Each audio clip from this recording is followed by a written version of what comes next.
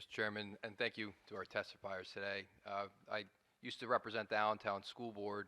I was a board member, and very similar demographics. 80% are at or below the poverty line, and 75% are minorities.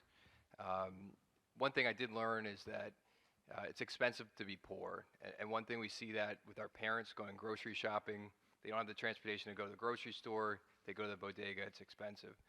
School districts, Band-Aid on the buildings, it's more expensive because they don't have the funds. One thing I did notice is the perpetual cycle of teachers entry level entering the Allentown School District, staying for a couple years and then going to the richer suburb school districts.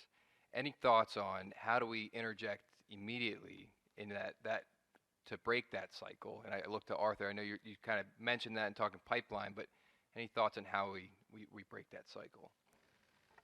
I think to begin with, teaching is, as we all know, very difficult.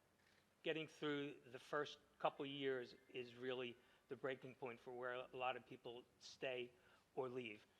Teaching in urban districts is even more difficult. One of the things that we need to improve is the preparation programs at the universities. They really have to work in conjunction with the districts to develop programs and professional development to prepare them to work in it. And then the districts must provide more support than they do now for new teachers. Most people do not go into this to get rich. And generally, a lot of the people that I've come across that come to work in urban districts come because they want to. And if they are supported and felt valued and see that they're making a difference and making some progress, they will stay. Yeah, and we definitely saw, especially during the COVID too, it's a burnout, and as those COVID dollars, we extinguish them by the end of next year, could definitely concern that we're going to see more of that. We don't have the support systems, and we didn't even before that. But so I agree. Thank you, Arthur. Mr. Jordan, did you have something? Yes, I would like to add that there need to be better working conditions for teachers to remain in buildings.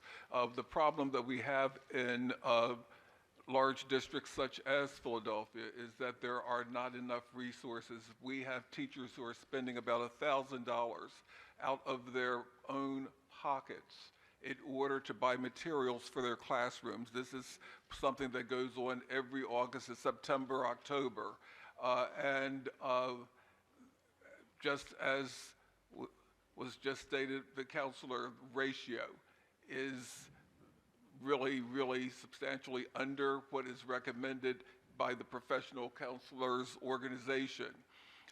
And so the workload, the lack of personnel in order to support discipline in buildings and other services is why teachers leave districts that are underfunded and they go to other districts that are better funded because they're able to have better working conditions and have a say about what happens in their workplace. Thank you very much, and thank you, Mr. Chairman.